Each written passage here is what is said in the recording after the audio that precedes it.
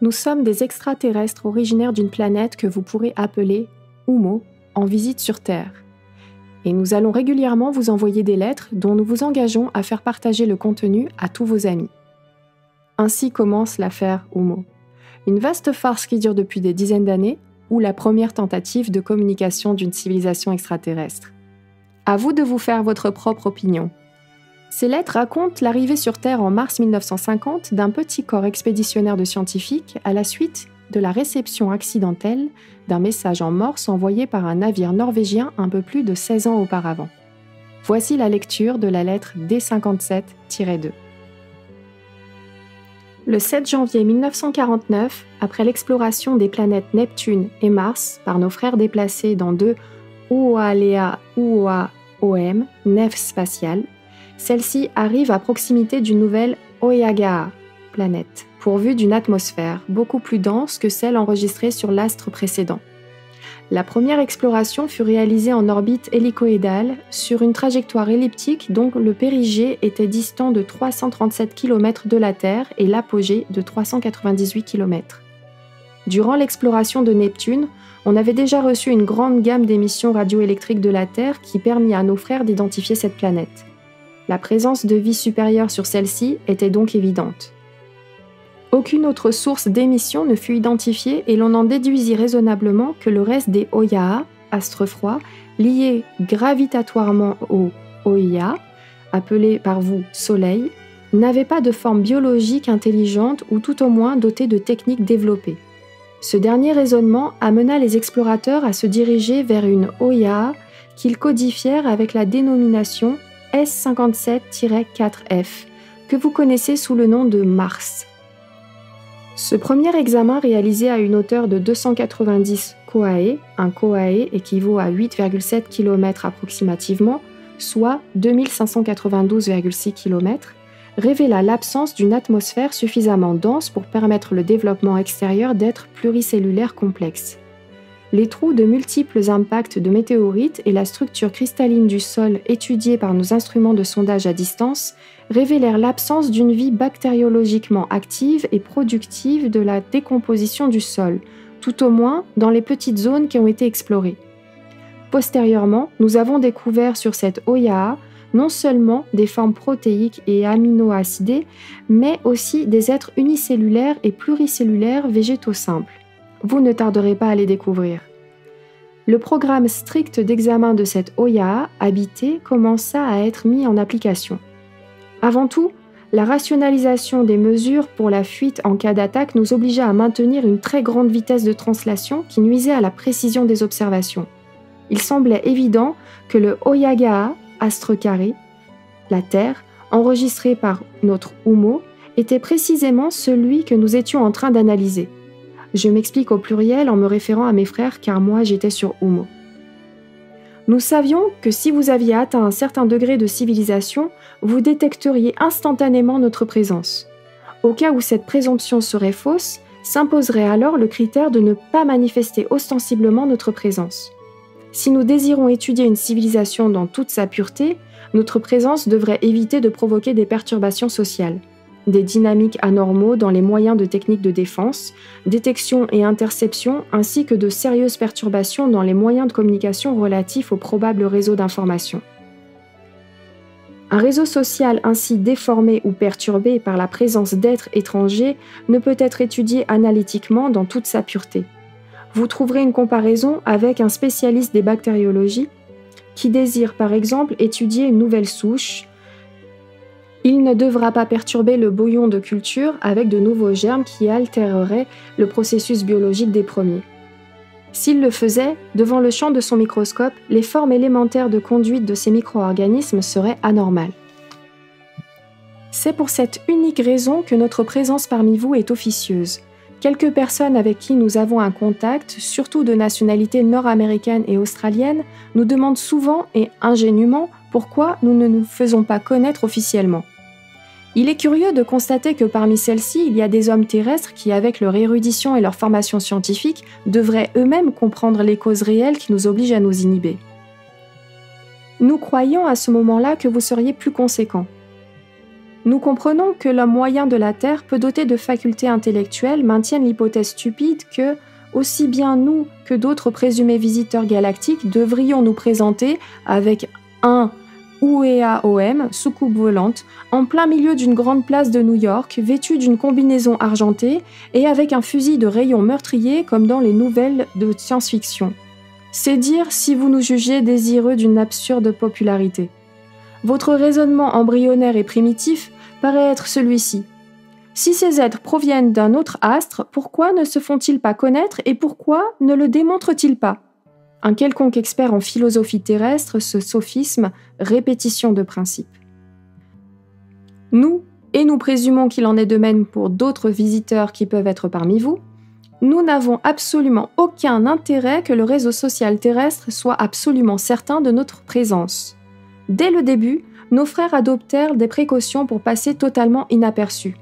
Au fur et à mesure que nous étions en train de nous imprégner de votre culture et de connaître les lois de la psychologie sociale terrestre, nous nous rendions compte que la révélation de notre présence faite à quelques personnes ne serait pas dangereuse, car les autres membres de la société réagiraient avec incrédulité, et c'est ce qui s'est effectivement produit.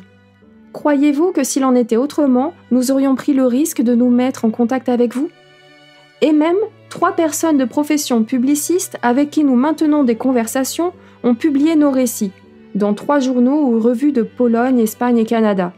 Et logiquement, leurs lecteurs ont adopté la naturelle posture sceptique que nous espérions. Ainsi, une telle attitude serait modifiée et nous nous présenterions ostensiblement en apportant des preuves de notre identité devant la presse terrestre et les organismes techniques gouvernementaux ou internationaux, posture que nous ne pensons absolument pas adopter pour l'instant. De cette manière, nous avons pu couvrir 2 objectifs. Un contact direct avec un groupe d'habitants terrestres pour échanger des faits concernant nos mutuelles civilisations, en évitant de perturber le reste de la société terrestre qui demeure en marge d'une situation qu'ils jugent légendaire à cause de son insuffisance de preuves. Nous n'avons malheureusement pas pu atteindre notre second objectif, passer inaperçus face aux organismes techniques d'État, États-Unis, France, Angleterre, Union soviétique, et nous pensons avec raison que l'Italie, l'Allemagne et la République argentine ont conscience de notre présence et qu'ils se montrent préoccupés même si officieusement nous leur avons démontré que leurs craintes n'étaient pas fondées. Par rapport au fait que la connaissance d'une telle situation peut provoquer des réactions d'anxiété et de panique dans la population civile, les chancelleries de ces gouvernements peuvent être rassurées tout au moins en ce qui concerne les frères de Humo. Nous ne nous ferons pas connaître pour l'instant, car le risque que cela dépasse les quelques scientifiques ou écrivains avec qui nous sommes en contact est nul, si l'on accepte les quelques personnes avec un esprit critique élevé comprises parmi les familiers et amis de nos correspondants. Les autres, saturés de préjugés, avec des cadres mentaux étroits et conscients du risque de fraude qui peut s'insinuer dans nos révélations, maintiendront une posture sceptique à outrance. Pour cela, nous vous demandons de ne pas vous montrer excessivement zélés pour divulguer aux personnes de votre entourage la réalité de notre existence. Ainsi, on ne vous prendra pas pour un illuminé ou un perturbé mental et votre stabilité professionnelle ne sera pas attaquée. À ceux qui, sans un premier examen analytique des faits, montrent une attitude sceptique, se croyant ainsi intelligents, approuvez-les sans aucun commentaire. Premier examen visuel de la couche terrestre par nos frères. Les nuages cumulus abondant à cette date sur le continent américain et sud-asiatique nous empêchèrent d'observer avec netteté le dense réseau de communication, identifié par la suite comme piste et voie ferrée alors qu'une première identification erronée avait fait penser à des canalisations tubulaires. Ceci nous permit d'évaluer par une première estimation votre degré de civilisation technique. Nous n'avons plus depuis longtemps de réseau routier. Votre premier aéronef fut détecté à proximité d'un archipel que nous avons par la suite identifié comme étant les îles Bahamas. L'image fut agrandie dans le laboratoire de bord et ses caractéristiques morphologiques furent analysées. Ce fut le premier élément indicateur du niveau technologique que nous pûmes obtenir. Durant les 86 UI, donc 4h25 que dura l'analyse, on put descendre à une hauteur de 0,62 Koae. 5,394 km, sur une zone identifiée ensuite comme étant le sud-ouest de la République helvétique, la Suisse, On capta des images de centres urbains et industriels ainsi que des nœuds ferroviaires, concentration de flore, forêts et plantations, structures flottantes sur l'océan Atlantique et des fragments de cours d'eau et de multiples échantillons de gaz atmosphériques à différents niveaux d'altitude. Nous conservons encore comme curiosité historique l'image obtenue d'une des rues de la petite ville de Montreux, en Suisse, sur laquelle on voyait les premiers individus humains captés par nos équipements. Les traits confus n'empêchèrent pas cependant l'analyse des éléments physiologiques fondamentaux et la morphologie du vêtement. À cette époque, il fut impossible d'étendre l'intervalle d'exploration si l'on voulait revenir sur notre Oumo avant que les conditions isodynamiques de l'espace ne reviennent à une phase défavorable. Pas une seule fois, nos Uaewa nefs ne prirent contact avec l'écorce terrestre. Dans un prochain rapport, nous commencerons une synthèse historique de notre second voyage et la descente des premiers frères. Analyse sur Oumo des données recueillies sur Terre. L'impact que produisit sur notre société la nouvelle de l'identification de la civilisation d'Oyagaa, votre planète, fut véritablement émouvante. Nos techniciens se consacrèrent immédiatement à un examen soigneux des éléments objectifs obtenus. Échantillons d'air, images optiques, phénomènes captés par voie radioélectrique, ainsi que les rapports subjectifs des frères qui composaient cette première expédition. Il était nécessaire de nous forger, avec des faits abondants mais sans doute insuffisants, une première image probablement déformée de la structure sociale et du degré de civilisation. Cette conception primitive que nous avions eue alors est aujourd'hui très éloignée à la vue de notre nouvelle perspective. Mais je désire vous donner à titre de curiosité l'idée que nous avions eue à cette époque de ce que pouvait être la civilisation terrestre. Les erreurs furent nombreuses, mais malgré cela, l'ébauche réalisée présenta de nombreux points concordants avec la réalité. En premier lieu, on disposait de 3 images correspondant à des êtres humains. La première et la plus complète montrait des individus de sexes différents déambulant entre des structures édifiées. L'analyse soigneuse, même si elle empêche de distinguer les traits faciaux, n'offrait pas de doute d'identification sexuelle grâce à la localisation des seins féminins sur quelques silhouettes. Mais il était impossible de distinguer de petits détails dans l'habillement. Nous découvrîmes également que les yé, femmes dans notre langue, se caractérisaient par une abondante pilosité crânienne, bien qu'il puisse s'agir d'une quelconque perruque fibreuse sur la tête.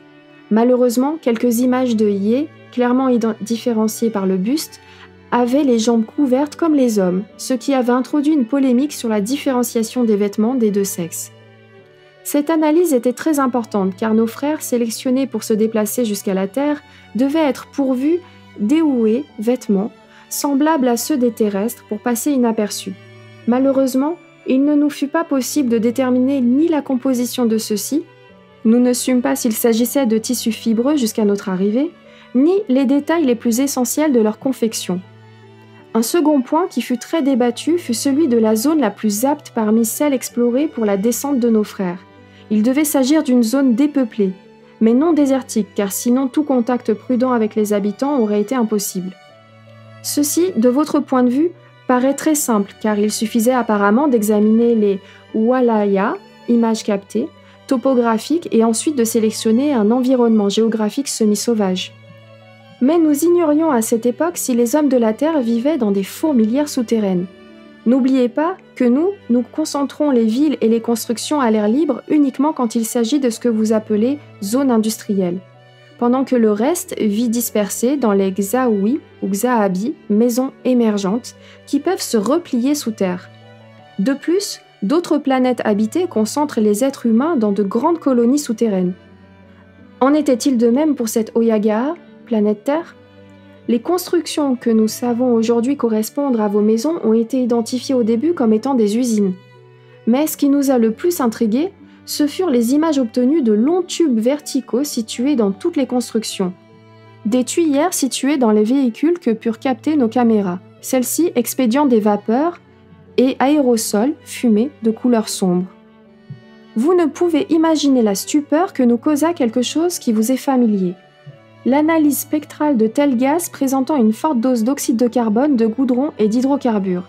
Nous avons imaginé alors que les organismes physiologiques des terrestres ne pouvaient pas vivre dans une atmosphère d'oxygène et d'azote sans les gaz cités antérieurement, et c'est pour cela que vous les ajoutiez à l'air environnant pour le rendre le plus respirable. Ceci nous avait remplis d'inquiétude car nous pensions aux conséquences que pouvait avoir pour nous un tel climat artificiel. Une fois arrivés sur Terre, comme nous vous le raconterons plus loin, notre hypothèse fut corroborée en vous voyant avec ces cylindres de tabac que nous avons interprétés au début comme des générateurs de gaz pour la respiration, en nous émerveillant encore plus en observant que les enfants et d'autres individus ne les portaient pas. Je vous disais que de fortes discordances avaient surgi parmi les techniciens au moment de sélectionner la zone terrestre où devait se réaliser la descente des expéditionnaires car nous risquions, en choisissant l'endroit apparemment le moins peuplé, de nous situer précisément au sein d'une concentration souterraine et d'être ainsi détectés et même détruits par vous. L'étude détaillée des images correspondant à divers aéronefs nous donna un indice de votre niveau technique. Quelques-uns avaient encore une traction aérodynamique par hélice. Nous avons examiné soigneusement les soudures réalisées entre les couches de métal, nous ne savions pas encore qu'il s'agissait d'un alliage d'aluminium, et les structures de quelques mécanismes auxiliaires de ces aéronefs.